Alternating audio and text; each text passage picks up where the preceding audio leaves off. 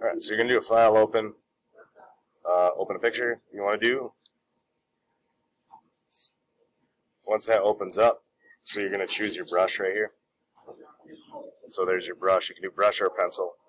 You're going to choose your size and hardness. So you can choose different brushes in here depending upon how you want it to work out. So we got our size, our hardness. We'll make it a little bit bigger. Then you're going to come over here next to the trash can and you're going to make a new layer. Once you make that new layer, you're going to draw on that layer. So say if this is my line that I want to be drawing, it chose the hand tool, so I got to go back and choose the brush tool. If this is the line that I want to be drawing and that's the color I want, so to change the color I'd go right here. Then I'm good to go.